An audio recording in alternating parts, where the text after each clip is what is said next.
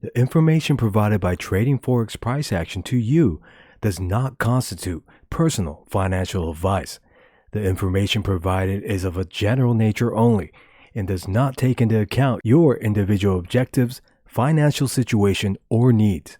It should not be used, relied upon, or treated as a substitute for specific professional advice.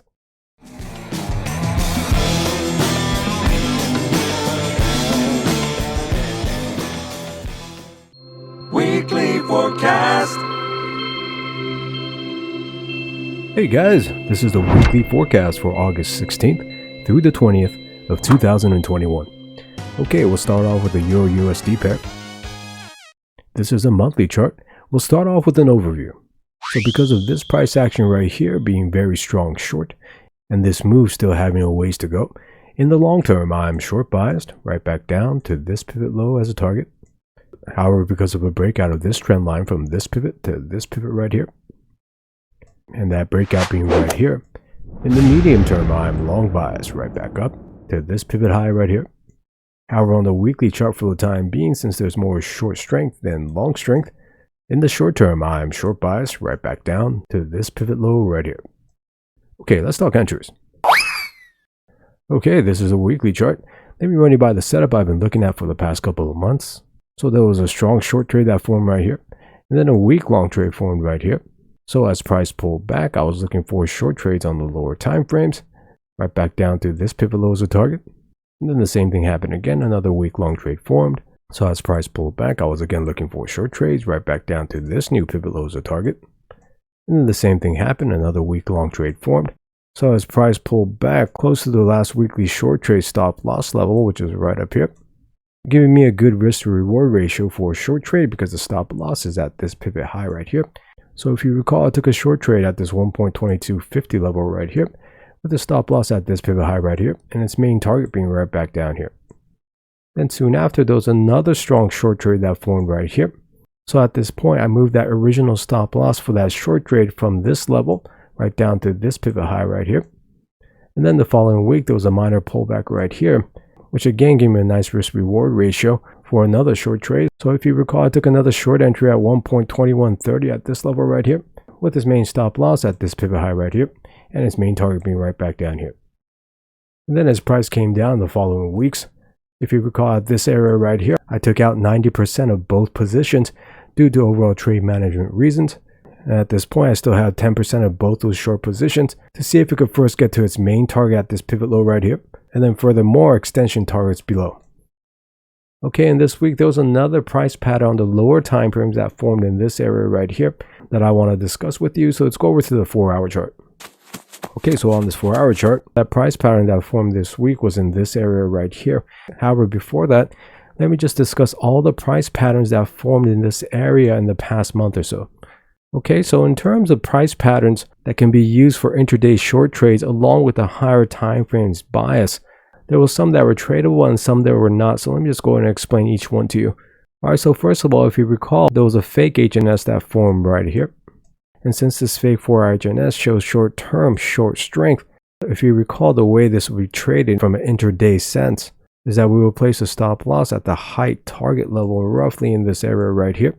Then allow price to pull back as much as possible so you could take a short trade with this main target being at the right shoulder stop loss level right here.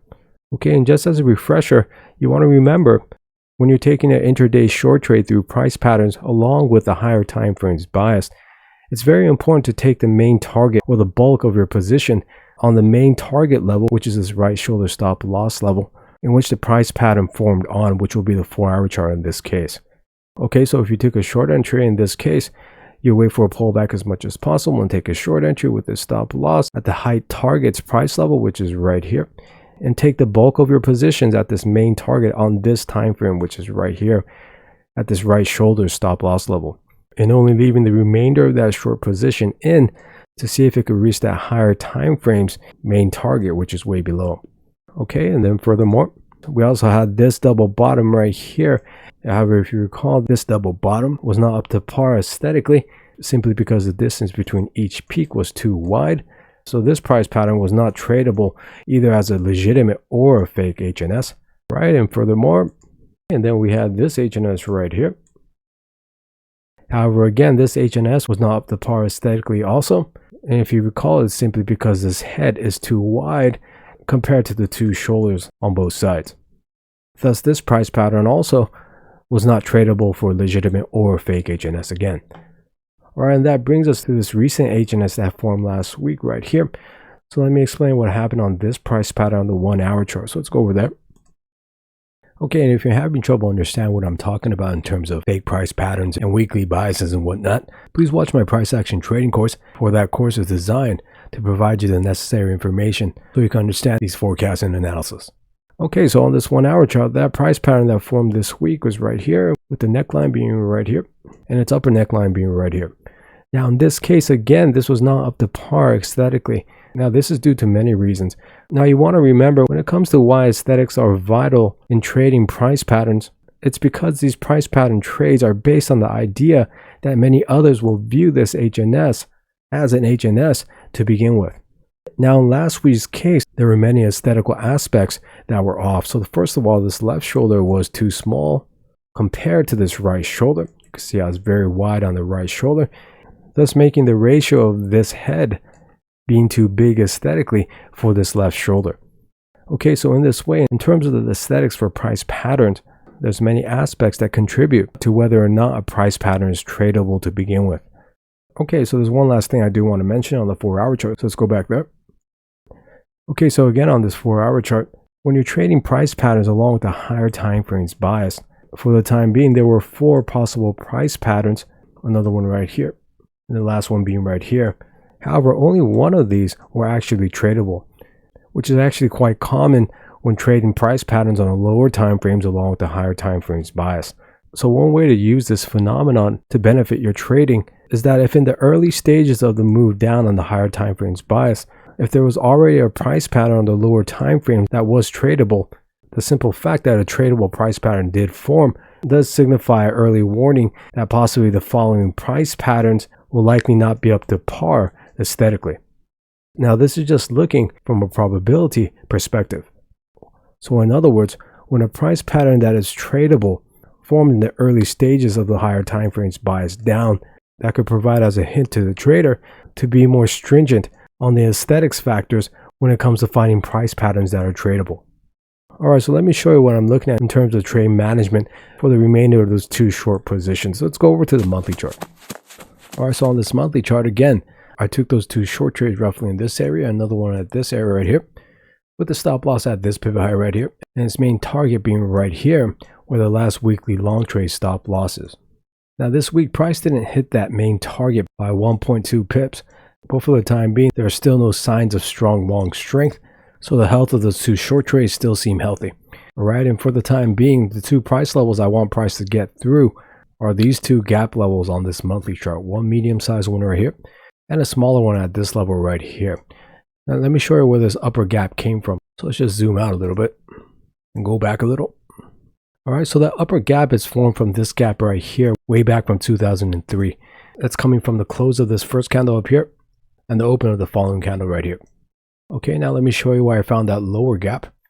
Okay, so this lower gap that formed right here is coming from multiple gaps in the historic price of this pair that formed in this area. Now the lower portion of that gap is formed from this close right here and the open of the following candle right here. And the upper portion is formed from the close of this candle right here and the open of the next candle right here. Now if you put all these together, it forms a continuous small gap right here. Okay, so for the time being, I'm just going to see if the daily, weekly, and especially the monthly chart can get through these gap levels right here. Now moreover, a possible level where I might take out another 5% of both positions is that a monthly trend line that I showed you on the overview.